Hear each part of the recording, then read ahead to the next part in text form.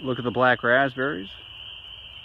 It took me a good week to get the elm cleaned out of here, get them pruned out the way they should have been.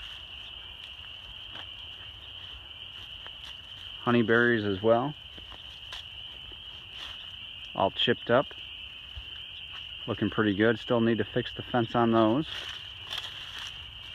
Cranberries have started to get some peat moss down.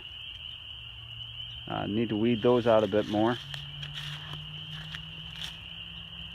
Get the grass out of there. But it brings us today's hard truth. Return on your investment. With homesteading, sometimes there's quite an amount of time before you get a return on your investment. These honeyberries, I've had them in for at least 4 years, and they really haven't produced a crop yet. And we can see this one right here is budded out and it's set to flower.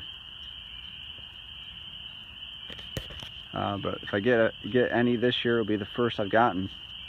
So there's been quite a few years between the initial investment of buying them, planting them, keeping them relatively weed-free and chipped each year, not to mention the fence.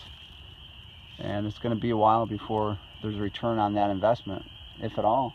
Some things you really don't get a financial return on sometimes. This year the black raspberries, there won't be quite a return as there has been other years, and some of that is management. I didn't get them pruned out the way they should have been.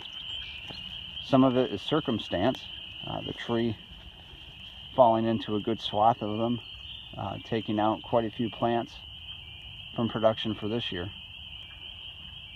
Now, there's returns in other ways other than the money. I enjoy growing black raspberries. I like eating them. So any that I get this year, I'll certainly enjoy. Might not get the money back that I wanted to, but you got to take your own enjoyment from what you're doing as well. I can't always be about the dollar signs. But today's hard truth is, sometimes there's quite a delay in return on investment. Whether you're counting that return as monetary, dollars and cents, or if you're counting that return as the product that you want to eat. So sometimes you got to count that return on investment as the time spent doing it, if it's something that you love to do and that you're passionate about. As long as we're on the subject of finances, great channel to check out is Chicken Hughes, especially every Thursday. She has a Thrifty Thursday feature where she goes over great tips to save money while you're homesteading, and that's, I think, a particular importance, given that sometimes it's tough to make a dollar homesteading, so you got to stretch the dollars you do make further. So check out Chicken Hughes. I'll put a link in the description, and check out her Thrifty Thursday feature,